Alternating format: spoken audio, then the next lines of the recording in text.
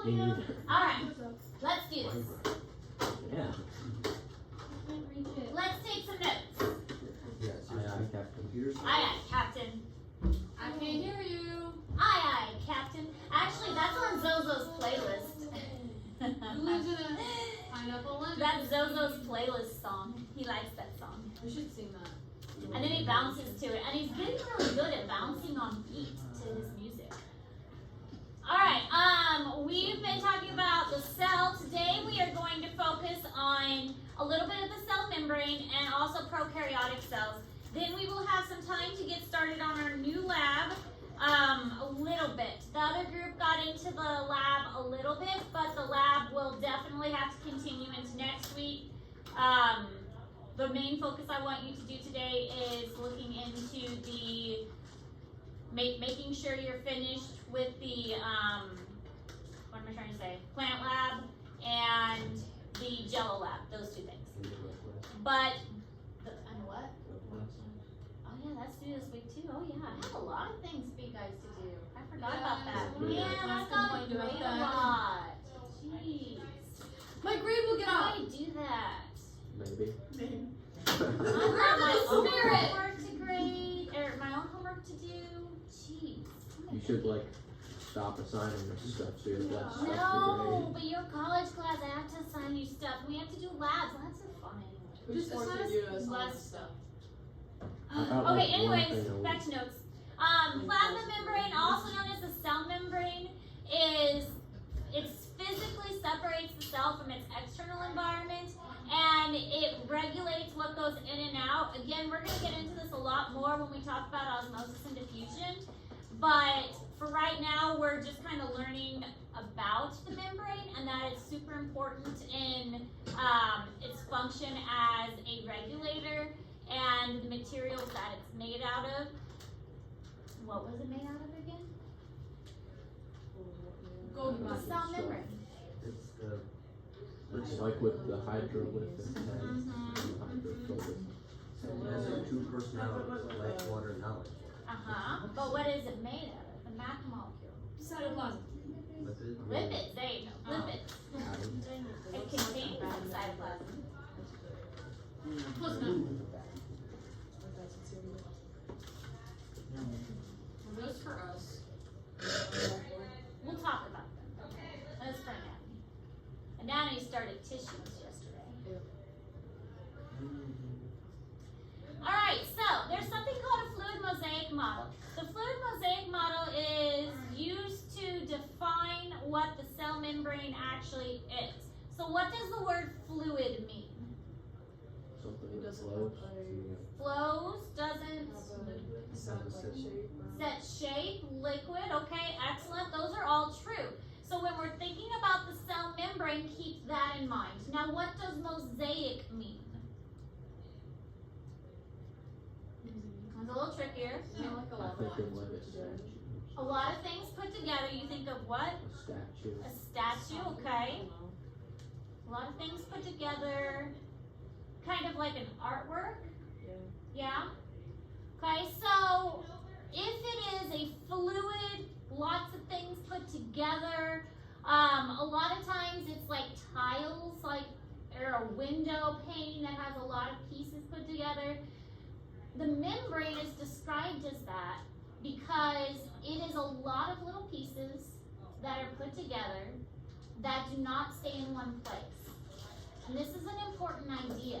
Because if it's a lot of little pieces that are put together that don't stay in one place, that means if you have a tiny piece that is in one area, so like this little E here, this little E doesn't have to stay in this place. It can wander its way over here, or it can wander its way over there, because it's not in one solid piece. The cell membrane is not one solid piece. It's made up of thousands of little pieces. And those thousands of little pieces are going to wander and maneuver their way around that membrane. They don't stay in the same place. It's kind of like, have you guys ever seen penguins at the South Pole? Not in person. Well, like a video one. Yeah. The penguins at the South Pole, they're constantly like rotating around. It's kind of the same idea. The penguins at the South Pole are made up of a bunch of individual penguins. The cell membrane made up of a bunch of little pieces, constantly rotating and moving around. Not one solid piece.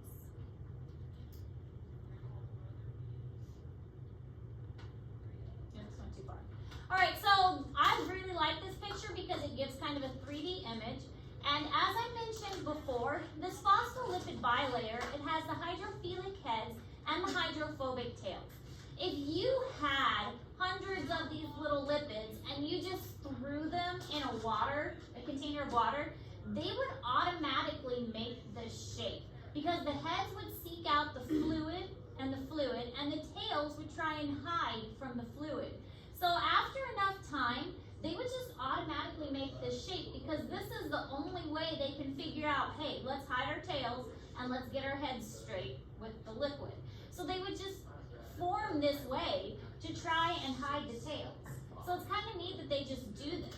But by doing this, they are making a cell kind of ball structure, but it's made out of all of these tiny, tiny pieces. And again, it's a mosaic because there are so many pieces, but it's not solid. And we see it under a microscope and we see it as this line and we think it's a solid piece, but it's really not. And that's important to understand because things can squeeze through here. Things can get past here, usually small things.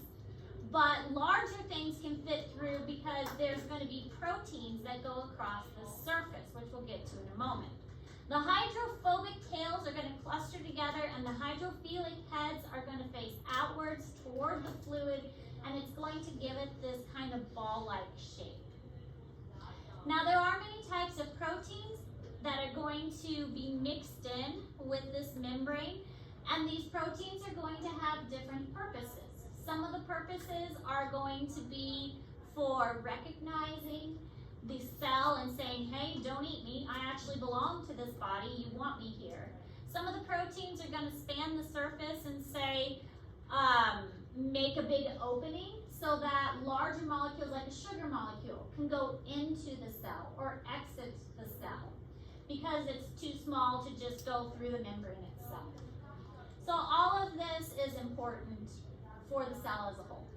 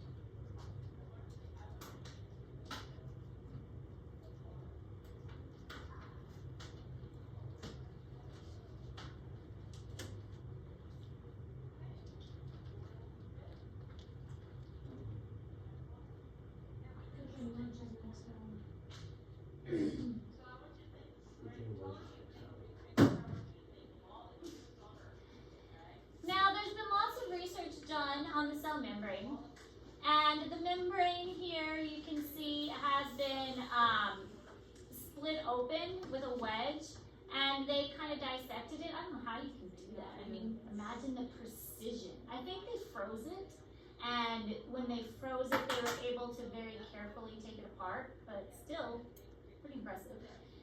But these are the proteins that span the surface of it, and some of them go across the entire surface, and some of them only go partway across the surface. This is demonstrating the fluid mosaic model, and this is in Google Classroom. And there's dark green and light green. Now when these two cell membranes were merged together, eventually over time, the proteins that are on the surface are going to mix up, and that's because they move and from one point of the membrane to another. So this dark green one may start over here, But over time, it can move its way over here. And this light green one may start over here, but over time it can move this way over here. So they don't stay in the same place. Just like this one's over here right now, it can move its way over here because the membrane is not solid. It's got all these little pieces. Also think of like if you're in a crowd of people, it's kind of the same idea. You're like at a concert, you're standing and you're crowded, but you need to get over to that exit. You can wiggle your way over there eventually. You're part of that fluid mosaic model. You just have to slowly make your way over there, but you can do it. It just takes a while. That's kind of how it works. Everything can move because it's fluid. It's just made up of lots of tiny pieces. There are different proteins on the surface. You have adhesion proteins. Adhesion proteins are going to allow the cells to stick together. That's what I drew on the board, and again, that was for my anatomy class, but it works for in here too. The long, tall kind of cells, those are called pseudostratified cells, and those pseudostratified cells are sticking together to the cells next to them. And then the ones in a circle, those are called simple cuboidal cells, and they're sticking to the cells next to them. So those use adhesion proteins to help them stick to each other. Recognition proteins are on the surface, and that's so that a white blood cell isn't going to come along and eat it. And that way the white blood cell will see that recognition protein and be like, okay, well, this one belongs here. I probably shouldn't eat that one. Receptor proteins are going to activate the cell and trigger it to do something. We see this in muscles. There are receptor cells on muscles and on nerves too. The nerves will release receptors that are picked up by other parts of the body, and that's how nerve signals are transmitted. And then there are transport proteins that span the surface of cell membranes that help materials to get in and out of cells. So there are all these different things, specifically proteins. Our body uses proteins for everything. That's why we don't want those proteins to break down and denature. If a protein starts to denature, we kind of die. Then our cells are going to fall apart. Then our cells aren't going to be recognized. Then our cells aren't going to be receptors anymore, and they're not going to transport anymore. Protein's kind of important.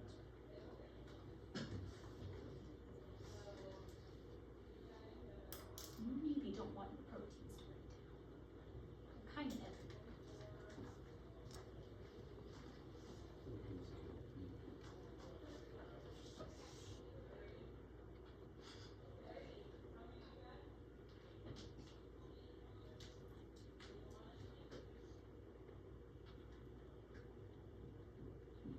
Stickers all over my shoes from our outdoor adventures yesterday.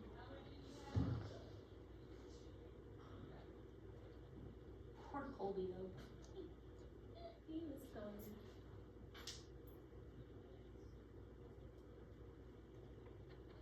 Got so many stickers on him.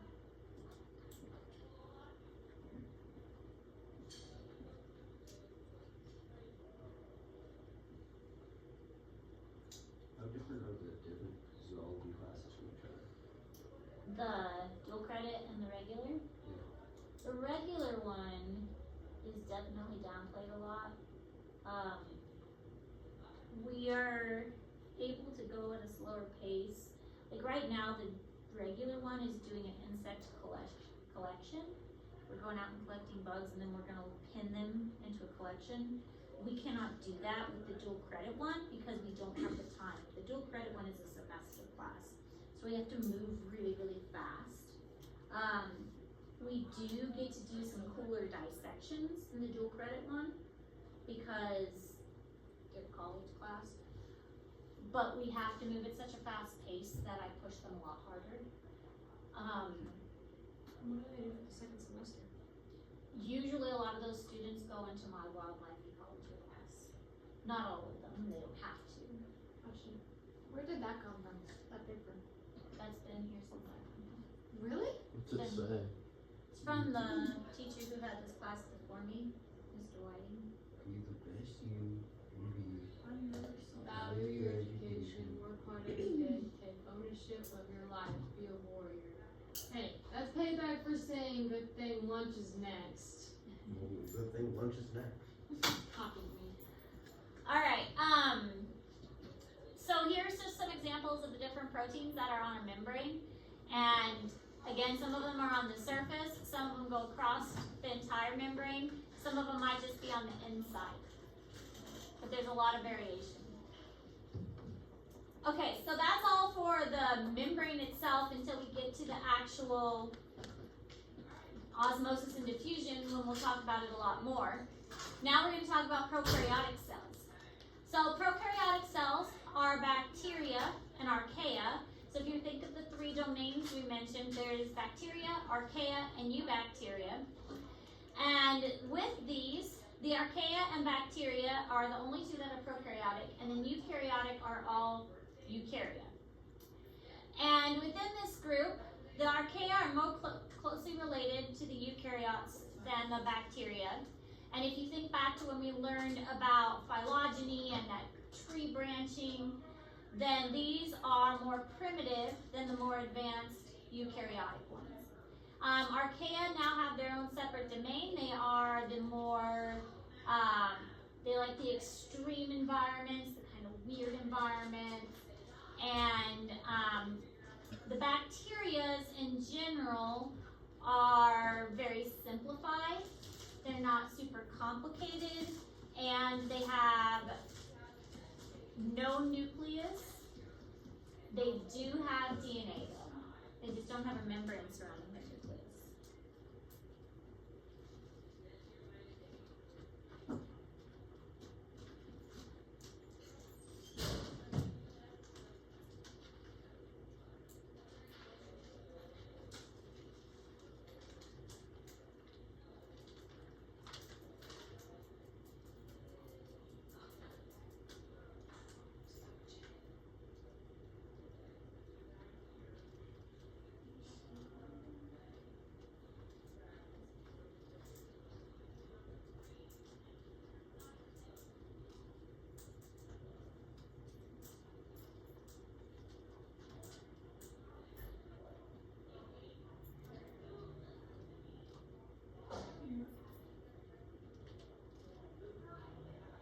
Prokaryotes are the smallest known cells and the simplest in structure.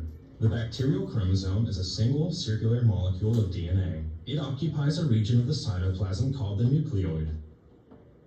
The tiny volume of cytoplasm is continuous with the region of DNA. Ribosomes give the cytoplasm a grainy appearance.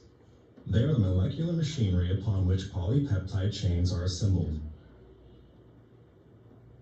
The plasma membrane mediates the flow of substances to and from the cytoplasm. It has protein channels, transporters, and receptors for signals and substances. Most bacteria have a semi-rigid or rigid cell wall that surrounds the plasma membrane, supports the cell, and imparts shape to it. A thick, protective capsule of jelly-like polysaccharide is the outermost layer of many bacteria. Pili are protein filaments that help cells attach to various surfaces and to one another. Bacterial flagella allow some prokaryotic cells to move about in a fluid environment. All right, so it's a very simplified structure. You have a flagellum, which is like a whippy tail that helps it to swim, kind of like a propeller. You have pili. Pili are different than cilia. Cilia we'll see later, which is like little hairs, and the hairs will help it to swim, whereas pili are more good for sticking to things. So pili for sticking, cilia for hair, for moving. The inside has cytoplasm and ribosomes. The capsule is for protective because a lot of the times bacteria is eaten or it's in the digestive tract, and so the capsule protects it from being digested and broken down. There's a cell wall for structure, and then the plasma membrane is right inside of that, and their DNA is in a circled form. So ours is usually in double helixes that can be found in straight lines, and for bacteria they are in a circle, and again no nucleus present.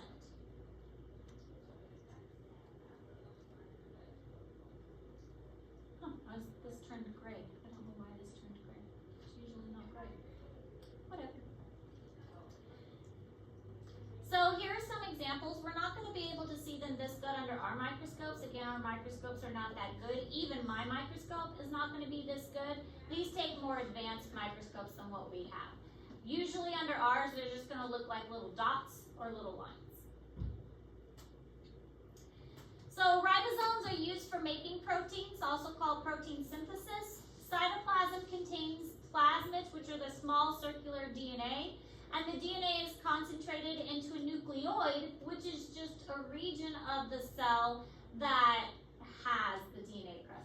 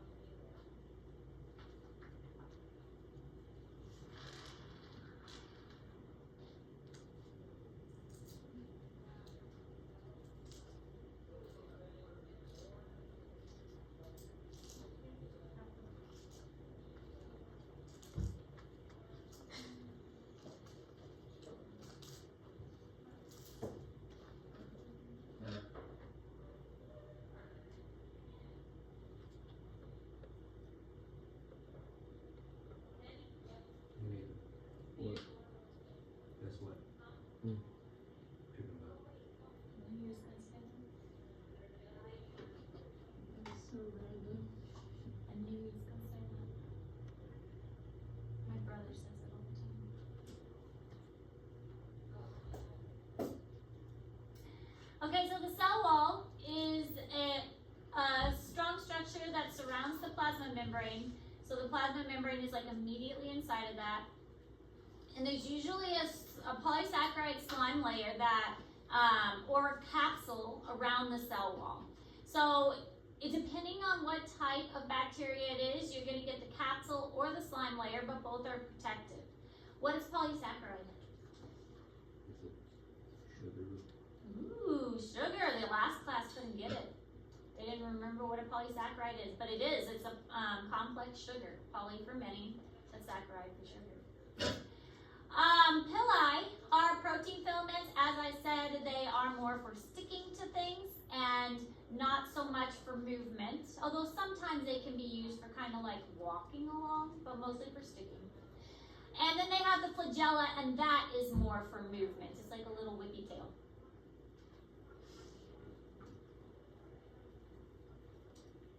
I'm not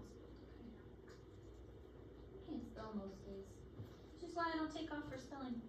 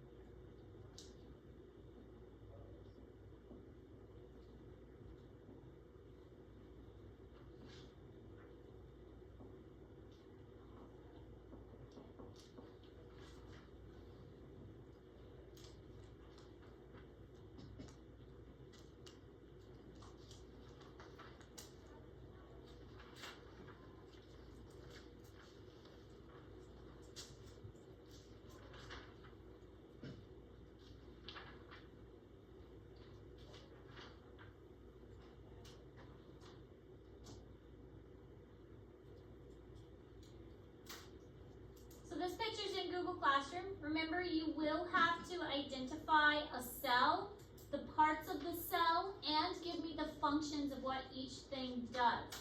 Now, on your test, I'm not going to tell you which cell you're going to get, whether it is a bacteria, a plant, or an animal cell. So that is part of the fun, is that you don't know what you're going to get. Maria's like, fun? What do you mean fun? It's part of my fun.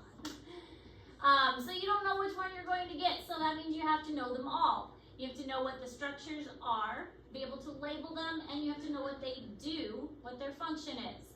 So make sure you are familiar what all of the parts are on the prokaryotic and the eukaryotic cells once we get to them, and the plant and the animal, because the plant and the animal cells are different.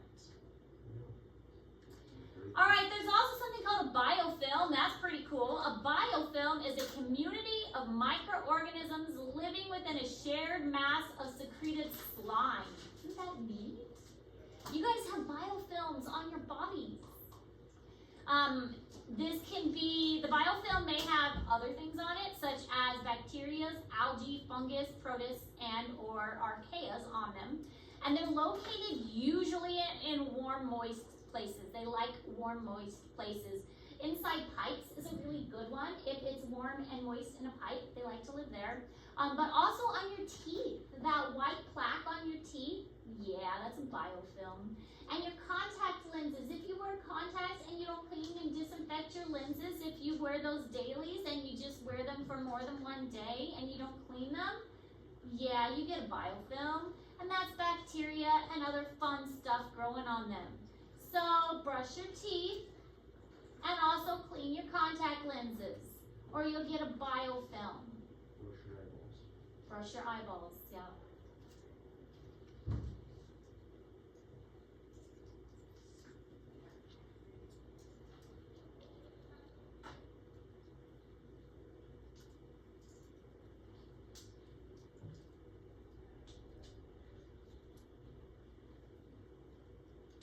Nathan.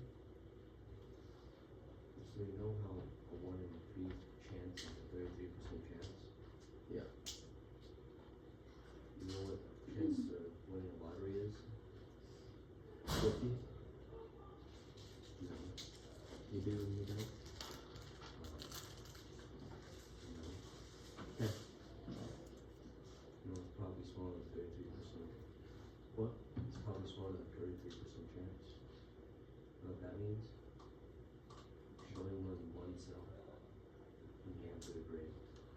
Gamble your grades. Good idea. Most gamblers quit when they earn big. But I have nothing to win. So, let's practice for later in life. Teaching him to gamble. I don't know how to gamble. You refine your craft.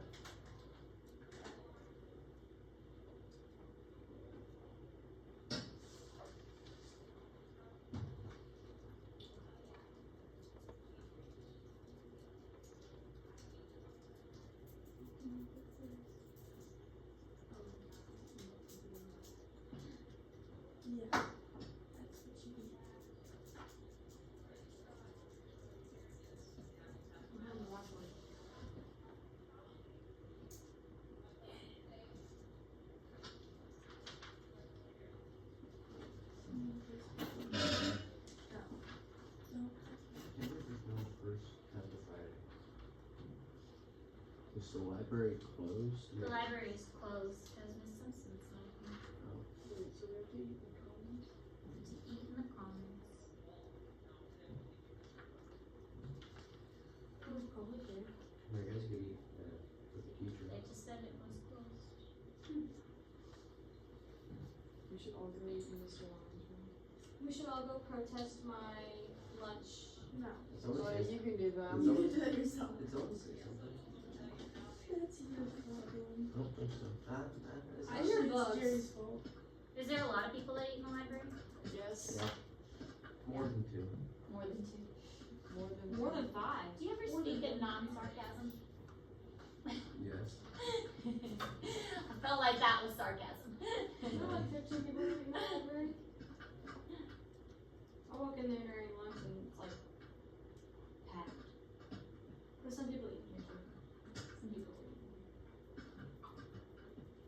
not as much anymore since I kicked a lot of people out. Should cuss him out. He complained about that. He deserves it. What do you do? There's a group of students who kept leaving messes. Tyler. Well, I don't know all of their names, but they kept leaving messes, and I don't have a custodian to come clean up my room afterwards, and I am not. It's my time. Lunch is teachers' time. Teachers are off the clock technically during lunch and during their plan.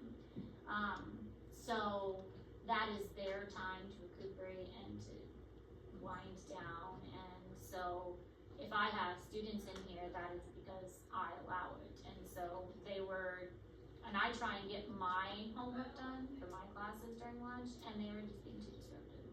And they had spilled a soda, they had left trash, they had left like corn and lettuce and all kinds of stuff. So I kicked them out. The other students who've been eating in here, they eaten in here last year, and I never once found anything. Never once found a single thing. So. Something that happened at the library. It's a board of freshmen. Now Tyler walks up and he'll check out his food, and then he just doesn't basically pay for it. He just types in random numbers and then walks away. And they finally caught him. He didn't walk away quick enough. So they finally stopped him and made him type it in. And then last year he uses someone else's code to pay for lunch. But doesn't their picture pop up? Yeah. And they caught him. But he just walked away, so they didn't go on to record. Tyler's not the smartest. Alright, so this is what the biomass looks like, the biofilm. And they just kind of regenerate. So yeah, if you don't brush your teeth good or wash your contacts good, it kind of regenerates on your eyeballs. And they make this slime that just feeds on itself. And then they reproduce and make it again. Good times. Party on your eyeballs.